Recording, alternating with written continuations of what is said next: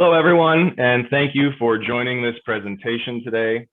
ASHRAE has created new core recommendations and building readiness guides for the reopening and continued operation and maintenance of buildings to protect from COVID-19.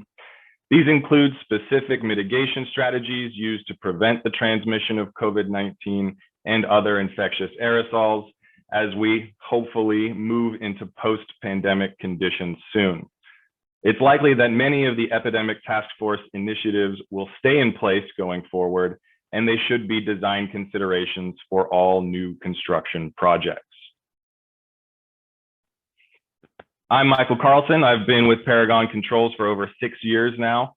That's part of our facility in the beautiful Sonoma County, California. If you're ever in the area, please reach out to us for a factory tour, and we'll be more than happy to give you recommendations for the best local wineries and restaurants. I've got a long background working in high-end laboratory instrumentation prior to my role at Paragon, which is now focused heavily on promoting flow measurement and flow control technologies. I've done everything from filing to field troubleshooting to sales and marketing at Paragon. So I've got a very good understanding of our products and their place in the industry. I'm a great resource if you're ever looking at how to apply flow monitoring or flow controls, and I'm happy to speak at length about those general concepts or individual applications. Today, we're going to be covering the new ASHRAE core recommendations, the reasons why we should care about them, and the specific mitigation strategies they propose in different applications. These new recommendations largely expand on ASHRAE 62.1 guidelines for indoor air quality and minimum ventilation rates, but they do provide additional, more stringent recommendations on air cleaning and sanitation. Then I'm going to expand on the challenges in implementing these strategies and propose Paragon's newest product offering, the Multitrans Smart Ecosystem, as a solution to meet the new and existing core recommendations.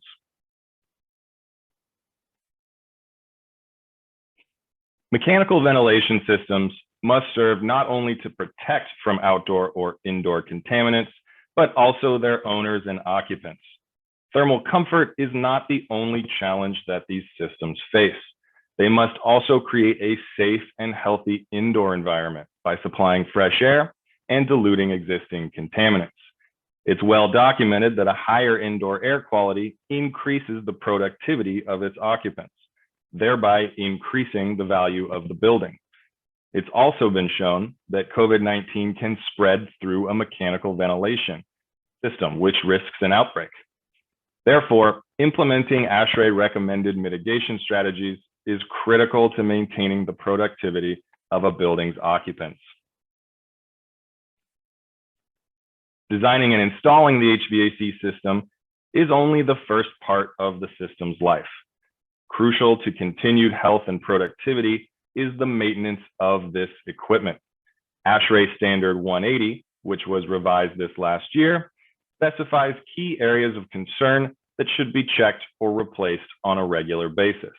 A clogged filter or fouled cooling coil can easily bring down the efficiency of a system, which can create not only an unhealthy environment, but drive massive increases in energy usage. In the wake of COVID-19, there's been an explosion of lawsuits all over the country. Most relate to workplace safety guidelines, but many now target the ventilation system and indoor air quality. An example recently where a certain meat plant in Missouri, who was shown to have complied with all distancing and masking guidelines, continued to have COVID-19 outbreaks, and this pointed to the ventilation system. We've yet to see the outcome of many of these cases, and they've been a small fraction of the total, largely because most workplaces are still operating in hybrid or full remote capacity. But construction law firms have already posted guidelines stating it is imperative that building owners, engineers, and managers are following all local, regional, and national guidance documents, and it is incumbent on them to undertake the rigorous recommendations of ASHRAE for reopening and continued operation and maintenance of their buildings to protect from COVID-19. There's many mitigation strategies in the ASHRAE building readiness guidelines, but the three that we're going to be focused on discussing today are the core of a ventilation strategy. So we're going to cover outside air volume, air cleaning technologies, and air changes, and how they work together to make shared spaces healthy. We are not going to get into details of relative humidity in this presentation, but it is an incredibly important tool to stop the spread of both viruses and bacteria. It would be irresponsible of me not to mention humidity control as a mitigation strategy. A higher relative humidity has been shown to decrease the spread of droplet nuclei through less evaporation and decrease the virulence or ability to infect of viruses like COVID-19. It also appears to affect patient outcomes because humidity affects our ability to produce mucus, which is what helps people clear the viral particles in the human body. So make sure that when you're designing your buildings, you're keeping the relative humidity between 40 and 60% RH, especially in shared spaces.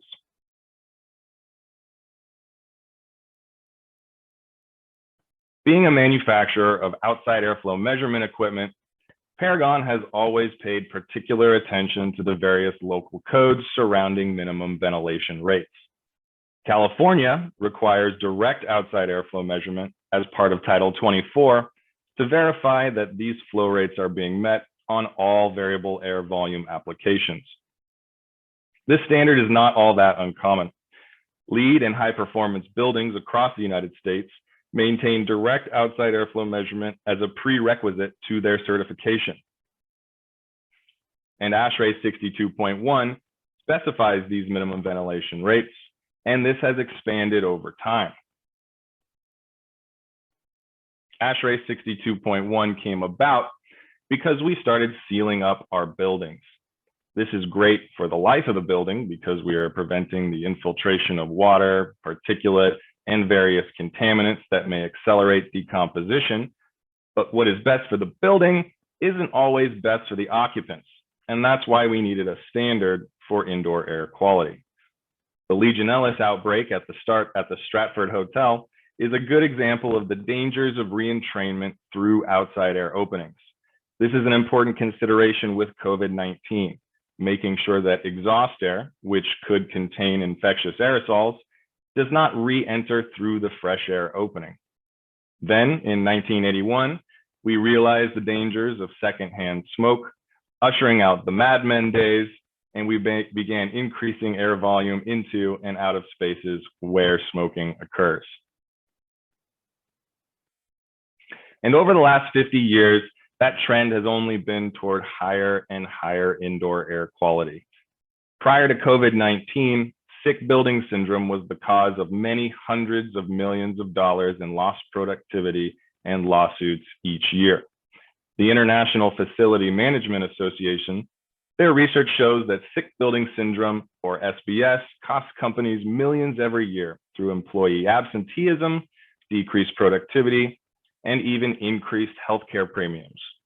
But some of these costs are less apparent, at least initially, because they stem from the emotional impacts of these sicknesses and sick building syndrome, which can often exaggerate psychological responses. Nowadays, we can be even more detailed. The EPA and IFMA have guidelines so that you can know what building materials will decompose and emit volatile organic compounds over time, where to locate carports and smoking areas, and how much fresh air we need to dilute those contaminants. Then in 2004, we got our first standard for minimum ventilation rates, which is adjusted based on the size and occupancy of the building. Here, the standard was updated to state, the outdoor air volume shall equal the total building exhaust under all load and dynamic reset conditions. There are calculators available through ASHRAE to determine these ventilation rates if you're interested. And the new ASHRAE core recommendations and building readiness guidelines are really just an expansion on these existing 62.1 guidelines for indoor air quality and minimum ventilation rates.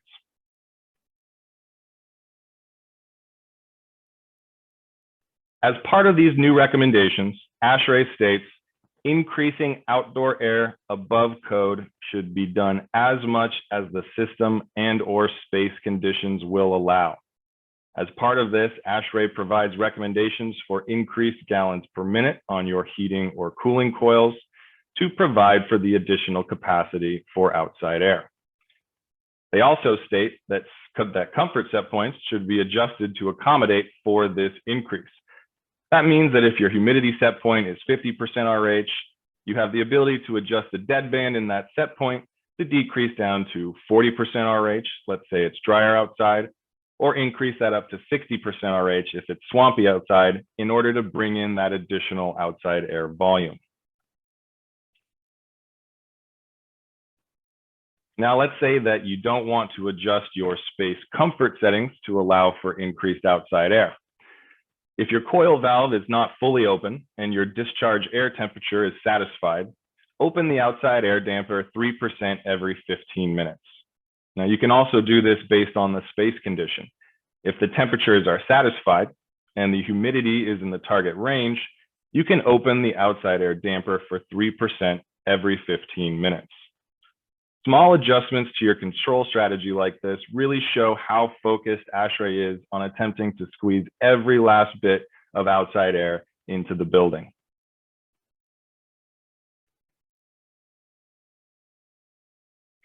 Special care needs to be taken when increasing outside air, but keeping your exhaust and release systems as designed. You can expect that some of the symptoms of an overpressurized building may occur. This includes things like doors that don't close, noise issues, and problems with spaces that should be negatively pressurized, like bathrooms, kitchens, and custodial areas. Your system should be evaluated by a qualified professional to compensate for this additional OA to mitigate these circumstances. There's several ways to balance the building and bring in this additional outside air. One of the most common strategies that we see at Paragon is to monitor the outside air volume and then modulate your exhaust fans up and down to maintain that space pressure. You can do this as a function of the outside air volume or as a function of a space pressure sensor, really depending on the size and complexity of your building.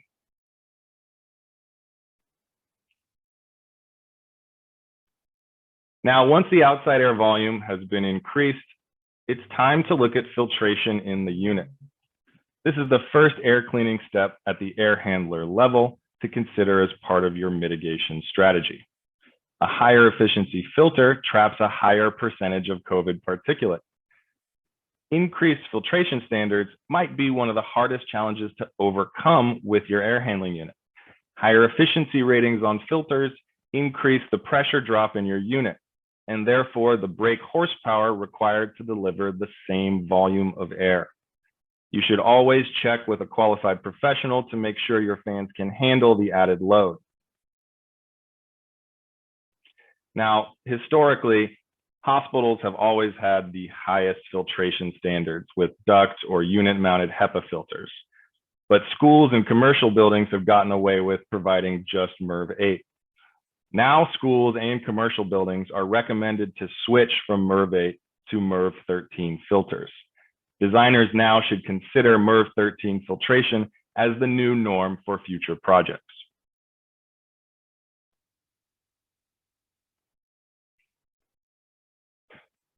With the increased pressure drop of the filters and the need to flush buildings with more outside air, maintenance has become an incredibly important tool to mitigate COVID-19.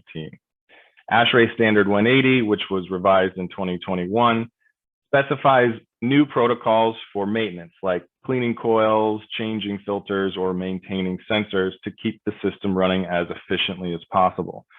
Cleaning your coils allows for greater efficiency, which means more outside air can be brought into the building.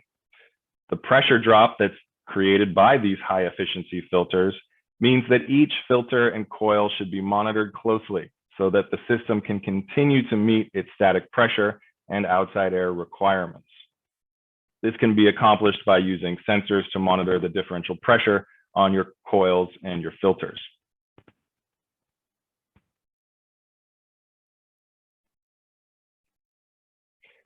Using devices to monitor outside air volume and filter or coil differential pressure is great if all you're looking to do is check a box and say, well, we've got indication. But the real strength comes from the building automation and the Internet of Things. A centralized automation system with connected sensors and set points can alarm when your filters, coils, or heat wheel is loaded, or when you aren't bringing in the outside air required for your mitigation strategy. This has huge implications for safety and efficiency. If your system is balanced in the fall and you don't monitor or alarm on your outside air volume, you could run into a situation where your outside air damper is forced shut to prevent the coils from freezing or the space from losing thermal comfort. And now you've created an unsafe space that could create ideal conditions for the spread of COVID-19 through your ventilation system. This is also true with efficiency. If you aren't accurately and directly measuring outside air, you could be over-ventilating. The outside airflow measurement system can alarm on high and low set points, preventing you from literally throwing money into the wind, especially considering these new high energy usage of the new mitigation strategies. Another cost savings that you can find when using a network of devices is alarming when the new higher cost MERV 13 filters are loaded. Most people nowadays replace their filters about every 6 months, but a networked alarm allows you to replace or clean them only if it's actually required. And the same goes for maintenance on your coils. Why would you expend the effort and labor costs to clean a cooling coil when the UV light has been doing its job just fine over time? In using an automation system with smart components, you validate your mitigation strategy and decrease costs with improved efficiency and lower maintenance requirements.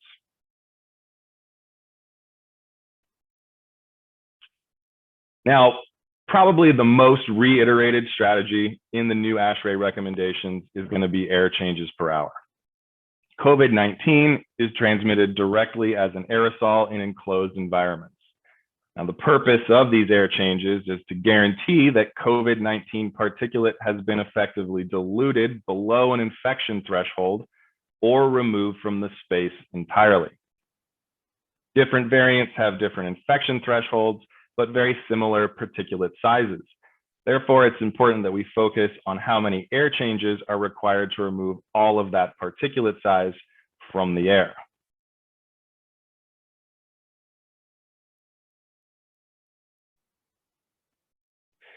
In order to accomplish this, we need to flush or purge our spaces between occupancies. For example, if you look at this table, it takes 138 minutes to remove 99% of COVID particulate at only 2 air changes per hour. But if you can maintain 6 air changes per hour, it only takes 46 minutes. Now, ASHRAE assumes that if you are meeting your minimum ventilation rates per standard 62.1, you should purge for 2 hours before and after occupancy. This is a good strategy for removing VOCs and CO2 as well in your existing spaces. But in well-mixed spaces, 3 air changes is significant enough to remove about 95% of COVID particulate.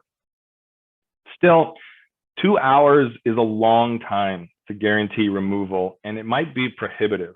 Not all facilities have time between classes or meetings or operations to meet these purge requirements. Therefore, a greater amount of outside air and filtration or air cleaners are necessary to increase the air changes per hour in order to decrease the duration of that flush or purge cycle. Now, air changes is very easy to calculate when you're using 100% OA. All you have to do is measure the outdoor air volume and divide that by the volume of the space. Now, this works very well for your dedicated outdoor air units where 100% of the supply air is fresh air. You can then calculate your air changes and determine your purge duration. But things get very interesting when you have recirc. For these units, we need to assume that air is loaded with infectious particulate and then apply air cleaning technologies such as filters, UV lights, or in-room HEPA cleaners wherever possible.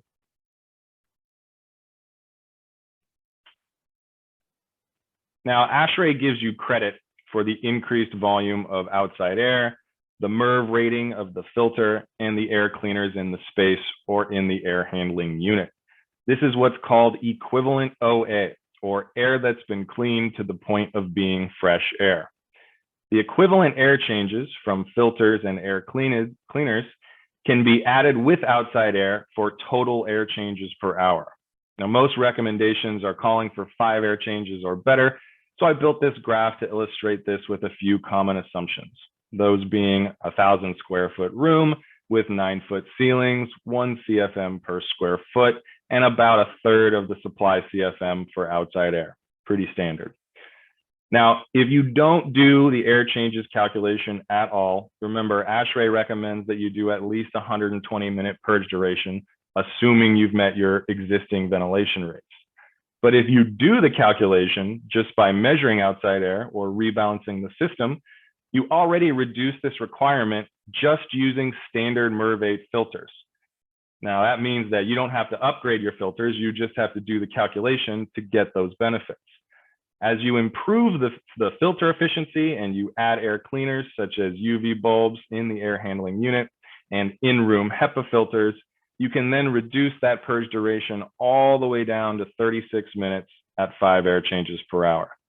Now, why that's important is because that could easily be recessed between meetings, and now you know you've met the standards to remove 99% of COVID particulate from that space. Now, different UV lights and in-room HEPA cleaners, they have different varying efficiencies, so it's important to consider this when you're applying them to your mitigation strategy. ASHRAE's Building Readiness website has a calculator for this. We'll provide a link to download that, and that includes all of these factors, so you can play around with it and apply it to both your existing and future projects.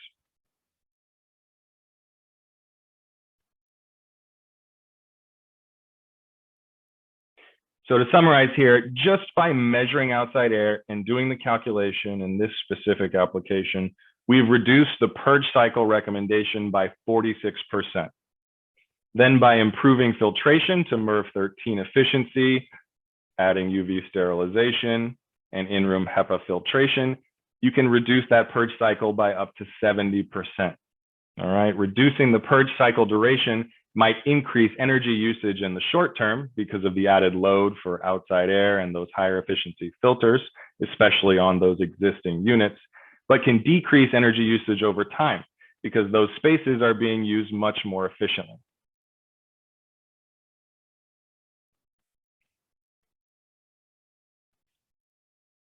A lot of new units are already being designed with these considerations and improvements, but what about your existing projects? The first step here is to hire a qualified building professional, such as a tab agent or a commissioning agent, and then allow them to inspect your system and make sure that you're already complying with those existing ASHRAE 62.1 guidelines for ventilation. Then you can develop a plan, which is likely to be designed around adding the additional outside air capacity or air cleaners per ASHRAE's recommendations. That qualified professional may recommend simple maintenance all the way up to replacing fans for that additional capacity.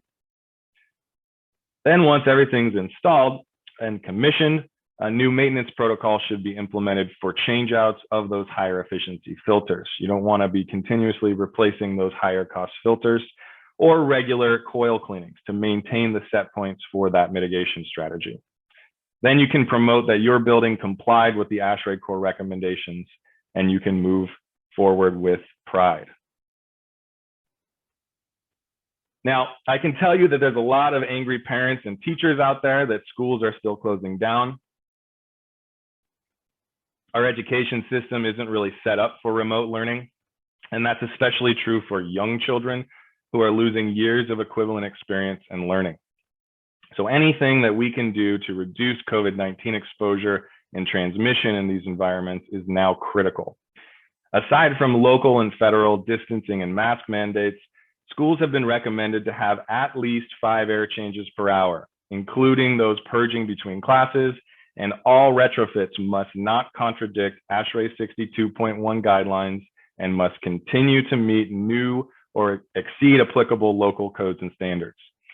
And in that vein, the designer should work closely with the local school system and incorporate new operational protocols during the pandemic.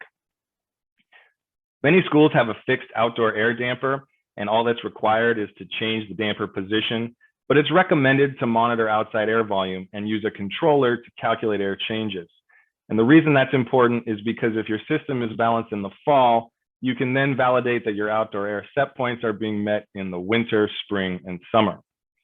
For new systems, ASHRAE states that the underlying effort of the designer should be to increase outside air to the spaces, treat return air and supply air to the spaces via mechanical filtration, and maintain indoor comfort as defined by the design temperature and relative humidity. In-room HEPA cleaners should be introduced into every classroom to increase that air change rate as much as possible up to a certain point without them generating all that extra noise inside of the space.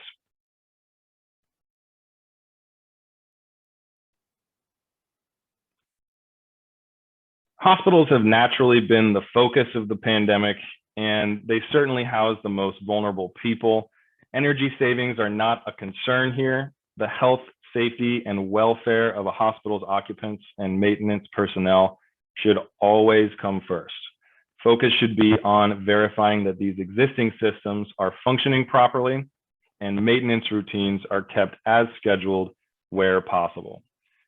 It's suggested to increase filtration efficiency according to the guidelines where possible, but the truth is most hospitals are already using some of the highest efficiency filters due to the existing dangerous particulate, viruses, and bacteria.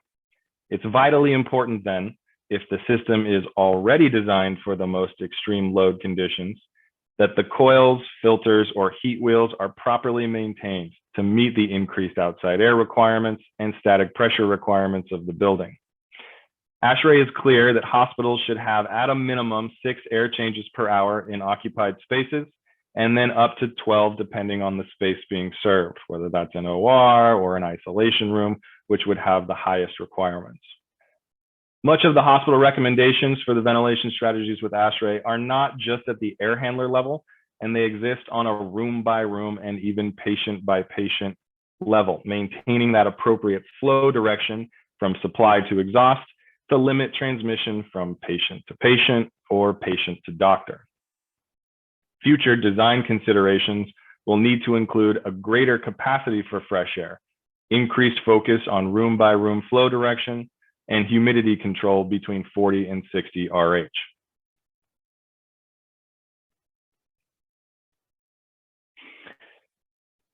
Now, 2 years later, and office buildings are still mostly hybrid or full remote. This isn't really a major focus now, but it's certainly going to be as core staff begin to return over the following years. ASHRAE has been clear about one thing in particular that will significantly impact many commercial buildings. Demand control ventilation operations must be suspended indefinitely. That means that your minimum outside air set point is now your maximum outside air set point. You should open those minimum outside air openings all the way and ignore the CO2 sensors to meet these new guidelines. Filters should be upgraded to MERV 13 or greater, or a combination of filters and in-room cleaners, very similar to schools and universities. Building tenants and owners are going to want to feel safe coming back to work, and they could be held liable by employees for not providing the proper indoor air quality as described by the new core recommendations. ASHRAE states that an epidemic mode should be implemented into the building controller or air handling unit controller. And this can be turned on, shut down, or overridden by a manual selection of the operator. This mode should be applied during occupancy, and it will monitor and trend both humidity, outside air, and disable all of those demand control ventilation protocols while the building is occupied. In the future, I foresee a lot of these new installations of technologies that will provide a live local indication of indoor air quality, such as fresh air volume, air changes, and CO2 levels in the spaces, so that occupants and building owners have peace of mind.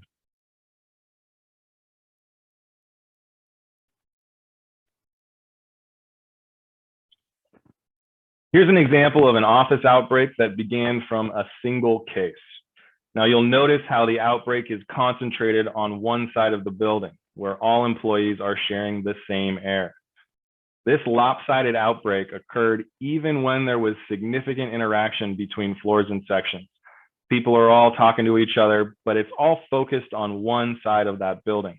Now, this serves to highlight that enclosed spaces with shared air over prolonged periods have absolutely the highest risk of exposure and infection. That's why it's critically important to maintain a high air change rate and air cleaning rate in large shared office spaces. I believe that this was a call center in this application. If everyone in the office can smell that microwave fish from the break room, you may want to up your air changes, because the next time it might not be tuna that they're inhaling.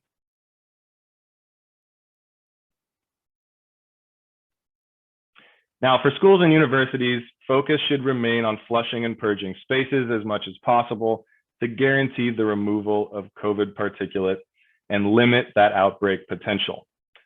Healthcare facilities already operate under extreme load conditions with high efficiency filters and air cleaners, and should be maintained as tightly as possible to make sure the systems can bring in the maximum amount of outside air. Office buildings should focus on improved indoor air quality and the control strategies required to mitigate COVID-19 during occupied modes, thereby limiting the liabilities associated with an outbreak.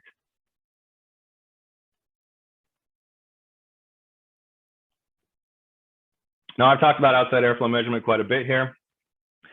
There's no secret that we manufacture that equipment, and it's absolutely key to meeting the new requirements and the 62.1 minimum ventilation rates for certifying air changes and developing those precise control strategies that mitigate COVID-19 and properly pressurize buildings. I can confirm as a manufacturer of this equipment that outside air is absolutely the most challenging place to measure flow, more so than tight ductwork transitions, fans, and turbulent high velocity plenums. If outside airflow measurement was easy, I probably wouldn't have a job at Paragon. Well, I might have a job, but probably not this one. And here are the main challenges for outside airflow measurement. Low velocities are probably the biggest challenge. You have to consider that most air handling units are turning down to extremely low velocities when measuring outside air conditions are undesirable, but they still need that large economizer opening for those nice spring and fall days. So what we're often seeing is 10-to-1 or even 20-to-1 turndowns, especially in demand control operations, that often result in around 100 feet per minute. Now, this actually isn't good for control with the dampers either. Sometimes the damper is simply cycling open and close, shooting over its minimum CFM requirement when cracked open, and then going to 0 CFM when closed, just back and forth. Well, at that 100 feet per minute, you're looking at around 1 mile per hour. And no matter where you are, that's going to see some influence from the environment.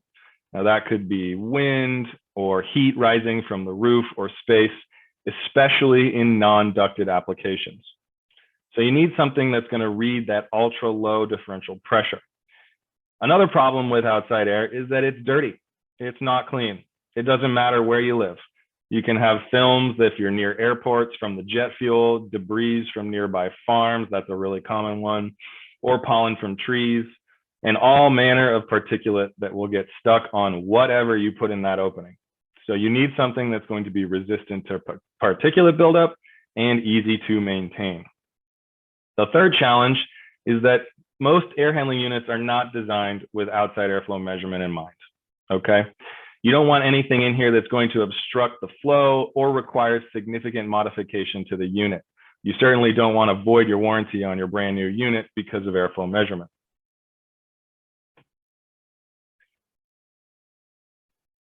So to meet these challenges, Paragon created the OAFE 2000. The OAFE 2000 can measure accurately down to extremely low differential pressures, about 3/1000ths of an inch of water column, and it has extremely high resolution throughout that range. That way, if we're measuring those low velocities, we can have an accurate and stable reading. If necessary, we can customize the inlet of the flow station to bring up the velocity. We typically recommend that 180 feet per minute as the minimum so that air direction is less prone to those environmental disturbances.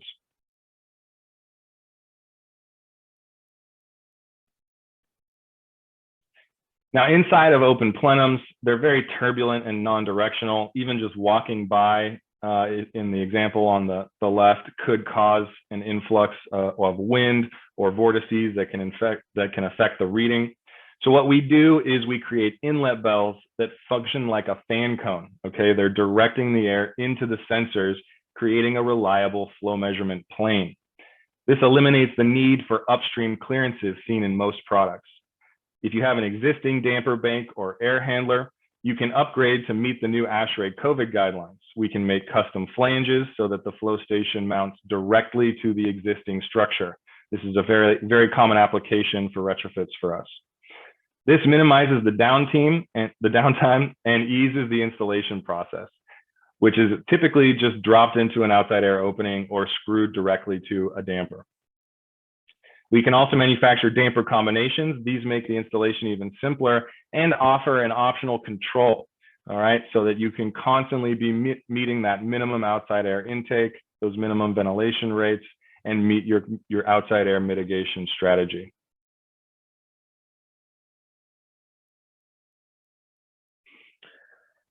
Now, once you've solved for low velocity, turbulence, and those fitment issues, it's time to think about the life of the product. What happens after it's already been installed and commissioned?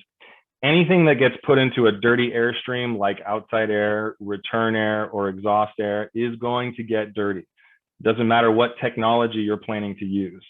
The question then is, how often does it need to be maintained and how difficult is the maintenance? Now, in my experience, this is what actually defines whether the maintenance team, the controls contractor, decide to use that signal in your long-term control strategy. Paragon uses ASHRAE standard 111 for duct traversing. That's going to be the same standard that your balancer would use. And all the sensors are self-averaging. What that means is that we have a ton of sensing points. And even if one or more become clogged with particulate, the remaining sensors still average. We've gotten sensors back from our industrial applications in carbon manufacturing plants, carbon fiber manufacturing plants, where they appeared to be completely covered in carbon fiber, clogged all the way, and they still worked within 3% of a brand new sensor. So these take a long time to foul. Now let's say that you don't clean them for many years and finally that signal becomes unusable, right? Maintenance is severely lacking in our industry. All you need to do is back purge those flow elements from the transducer location, right? No need to climb into the fans or disassemble ductwork. The debris will clear from the ports and you'll be back up and running. Easier maintenance protocols means the product will have long-term value for the building owner and the control strategy.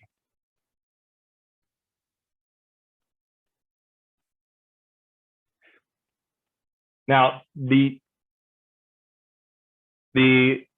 outside airflow station really isn't anything unless you're talking about the full picture, okay? The second part in this system is going to be the transducers.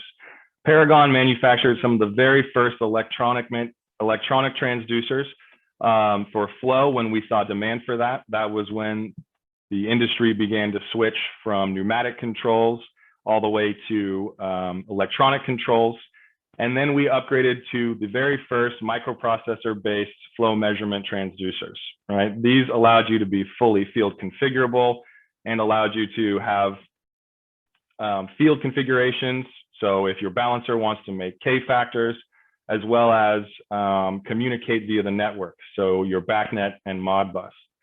Then over time, fan arrays became incredibly popular. And we saw that there were problems when people were measuring only one fan in a system. Now, this led to issues with pressurization in the buildings. Those are some of our biggest customers that they were having issues with. They were having issues with pressurization in their buildings because they weren't measuring each fan individually. And we built the FATS 1000. The FATS 1000 can totalize up to 40 fans, provide individual data points for fan alarms, all on one connection.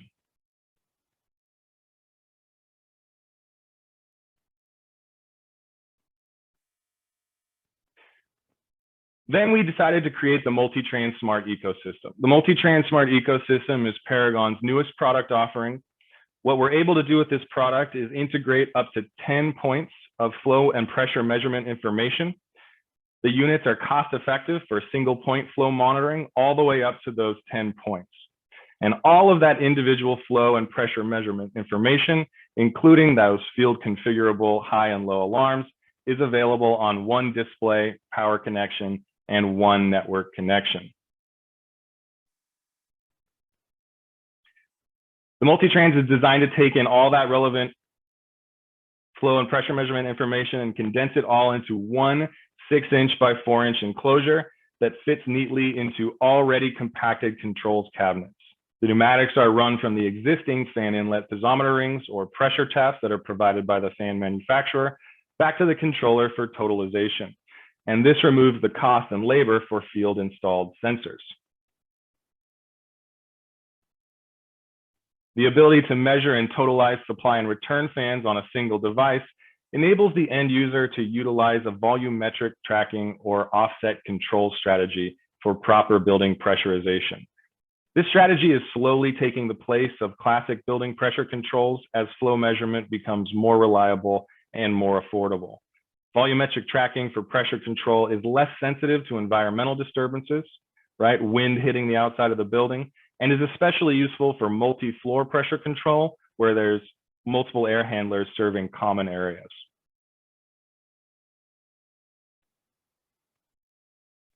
The addition of the outside airflow measurement system completes the picture for the whole system, allowing the Multitrans to validate the minimum ventilation rates or COVID mitigation strategies are being met with alarms to signal unsafe spaces or overventilation. No additional transducer or electronics are required, and the pneumatics from our flow station are run back to the Multitrans Smart Ecosystem that's located neatly in the controls cabinet, mechanical room, vestibule, or the exterior of the unit. It comes standard in a NEMA 4X enclosure.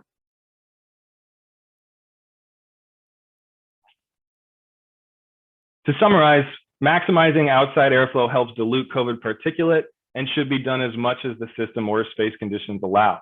And that includes increasing the gallons per minute on your heating and cooling coils and adjusting for those comfort set points. The Multitrans can then monitor your final filters and pressure drop and relay that information back to your building management system, all on one network connection. Another big maintenance item is the cleaning of coils. The Multitrans can integrate these points, which lets maintenance staff know when the coils are dirty. Clean coils prevent the fans from moving outside air beyond their curve to meet the static pressure requirements. They also allow you to bring in that additional outside air to meet your mitigation strategy. Let me be perfectly clear about what you're seeing on this screen right now. All of the flow and differential pressure information of the supply fans, return fans, outside airflow station, pre and final filters, and heating and cooling coils is available on one display with one power and network connection. There is no other single product on the market that can integrate all of these essential points. It's an extremely cost-effective and scalable solution for all that information that your building or air handling unit controller and maintenance staff need to meet the new ASHRAE core recommendations effectively.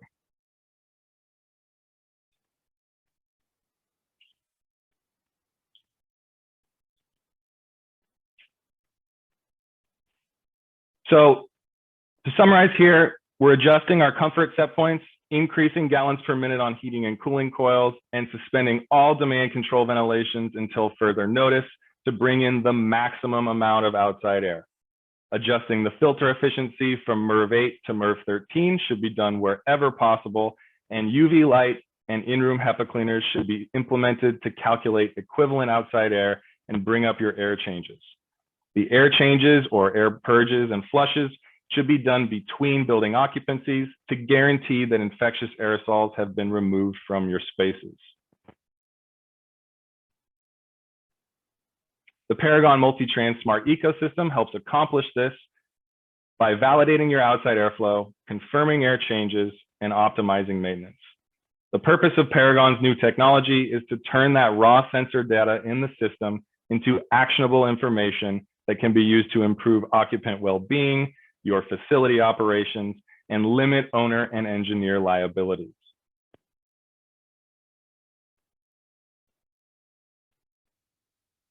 ASHRAE has been clear about their commitment to prevent the spread of COVID-19 through their core recommendations for reopening and continued operations during the pandemic.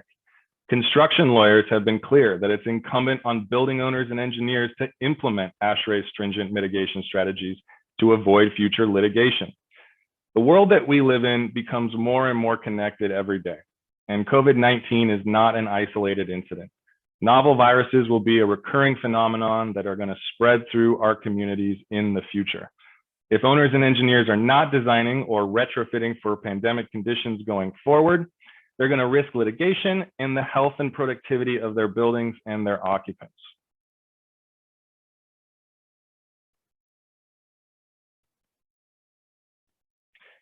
So I know that many of you joined from all over the United States, but this presentation was put together as a collaboration between Paragon Controls and HC Nye Company.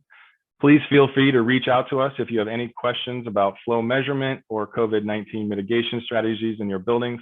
We're more than happy to tackle individual applications that you may be working on, and we can actually put numbers together so that you can visualize it on an individual level. HC Nye can help you design for those pandemic conditions, and they represent manufacturers that can engineer those solutions for you. So thank you for attending. I can't see any of you, but we are ready to answer some questions if you have any. Okay, Mike, Jim back here. Thank you once again, great presentation. Thank you everybody for attending. Right now we have 2 questions. Mike, I'm not sure if you have the ability, but when I've done presentations, sometimes it's easier to read the question. So if you go down at the bottom, maybe you can see the Q&A, but I'll start reading them to you. So are these core recommendations to be implemented on a continuous basis going forward or only during the existing and future pandemics? Some examples such as control strategy would be activated to increase outside air, turn off demand control, ventilation, purging, etc. And then if continuous, is 62.1 going to increase minimum ventilation requirements? And all these recommendations to be reconciled with the 90.1 energy code? Certainly. So that question is asking me to look into the future. I don't have a crystal ball to tell you what ASHRAE is going to do at this point. What I can tell you is that the increasing trend toward higher minimum ventilation rates is probably going to continue. As of right now, ASHRAE has not given indication as to when you're going to stop implementing these control strategies. They've only indicated that right now you should be continuing to design to these standards. Okay, yep, and then just a sidebar, energy code to me, the 90.1 is always increasing the efficiency requirements, et cetera, like that. So obviously, outside air, the energy associated with outside air is often, in not conflict with that, but everybody knows that bringing in more outside air, costs more in operating costs. All right. Yeah, absolutely. And in these COVID mitigation guidelines, ASHRAE has been very clear that, in pandemic mode, efficiency is not as big a concern as delivering the maximum amount of outside air. Right. Yep. As well as comfort. Inside the space, which you did mention. Right. Yeah, and they've allowed to change those comfort set points slightly. That humidity set point, as long as you're between 40 and 60% RH, you can play with that in order to bring in additional outside air. Okay, great. Okay, so the second question is, could you explain the air distribution part in ASHRAE core recommendations? Is this directional airflow considered as a risk? Is the directional airflow considered a risk? So especially in their hospital guidelines, they don't have, in the commercial applications and in the school applications, ASHRAE did not specify flow direction. Right now, what ASHRAE's done is they focus specifically on hospitals for flow direction. That's going to be individual air cleaners, next to patients that may be on ventilators, direction from hallways to ante rooms to isolation rooms, making sure that those are negatively pressurized to keep flow direction, moving from, less dangerous spaces to more dangerous spaces and then exhausted. Yeah. Okay, great. Okay, next, regarding UV lights, are there any recommendations for UV light intensity? And that's the intensity is the output, usually per watts per square foot. Okay, yes. I don't have that readily available. That data is available in the links that we will share with you. In the calculator that we use, there are different efficacy ratings for the UV bulb. I think that ASHRAE standardizes around 80% for the effective removal at a certain point of COVID-19 particulate. So in terms of wattage per bulb, it's going to depend on your system. And then obviously, if you have less efficacy in your UV bulb, then you would have to increase outside air or add in-room HEPA cleaners in order to increase that air change rate. Right. Yes, we do rep UV light separately. There's two numbers that seem to be what they're focusing on. The first one is when the light is shining on a coil and they're looking just to clean the coil as well as the drain pan. When I say clean, it's inactivate.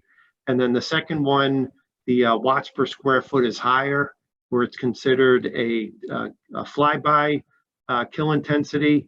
As a sidebar, I'll just put in the question and answer summary that we do wrap UV lights. We can, they're each individual for each application. They're all different and stuff like that. So we can help you, anybody with designing that type of system.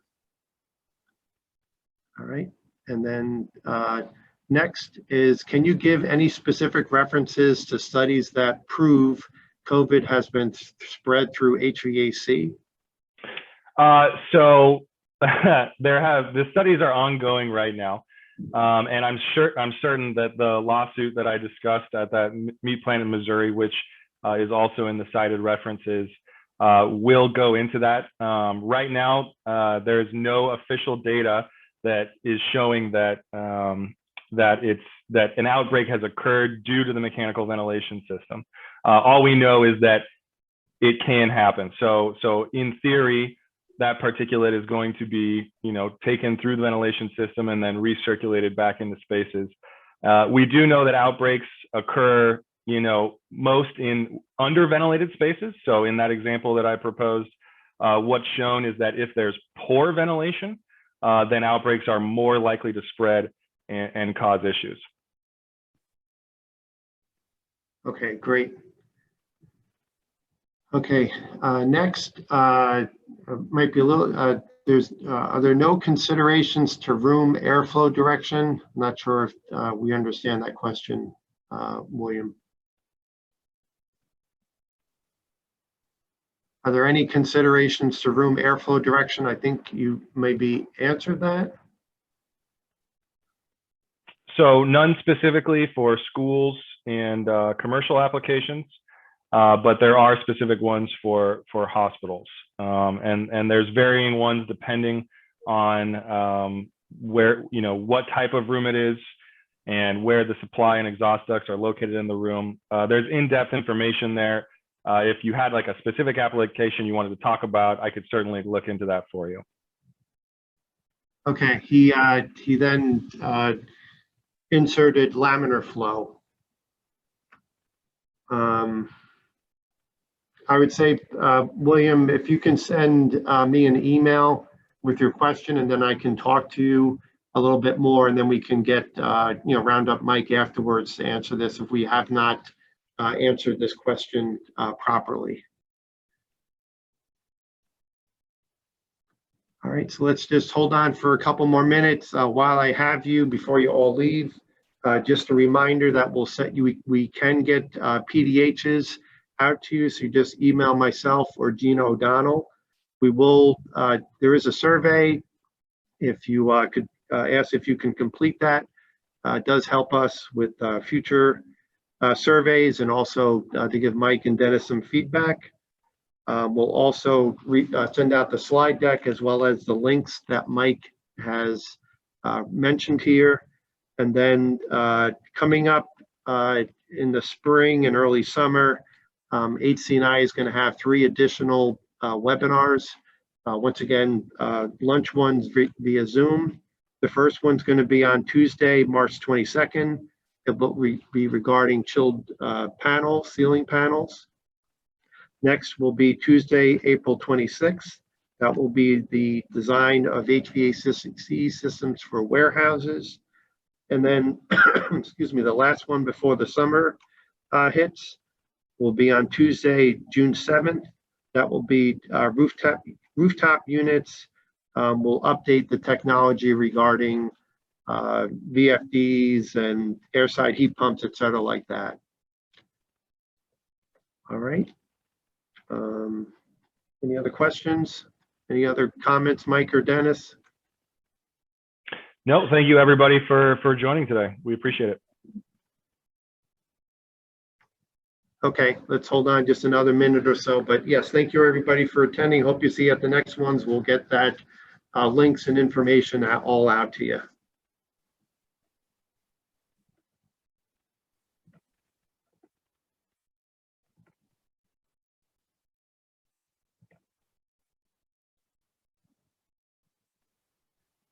Okay. All right.